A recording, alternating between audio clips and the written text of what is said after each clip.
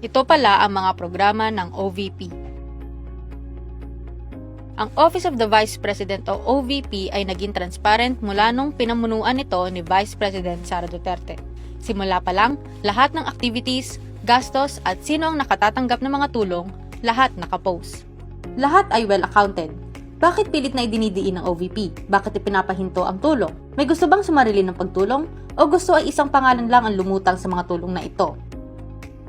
Ang tulong po ay hindi dapat pinapangalanan, lalo na kung galing ito sa pera ng taong bayan. Ang satellite offices ng OVP ay nagbibigay ng iba't ibang mga tulong at suporta upang tugunan ng iba't ibang pangunahing pangangailangan ng ating mga kababayan. Saan-saan umaabot ang mga tulong na ito? Mula 2022, ito ang satellite offices na maaring lapitan ng mga Pilipino. Kumpleto mula Luzon, Visayas hanggang Mindanao. Ang proseso, mabilis at epesyenteng assistance para sa lahat ng Pilipino. Ano ang ayuda? Ito ang mga ayudang natanggap ng mga Pilipino.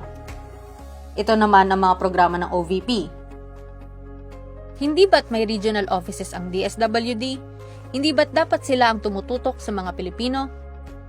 Kasama ba sa pagpapatupad ng batas na dapat ginagawa ng ating mga kongresista ang pamamahagi ng ayuda?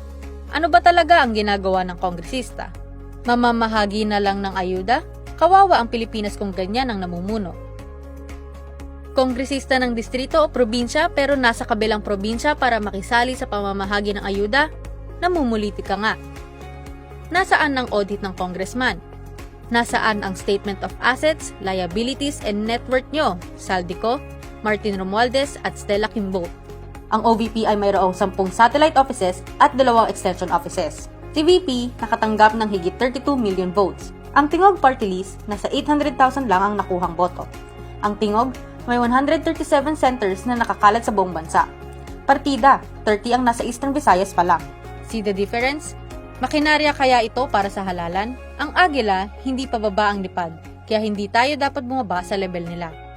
Pilipino, ganito ba ang pag-asenso?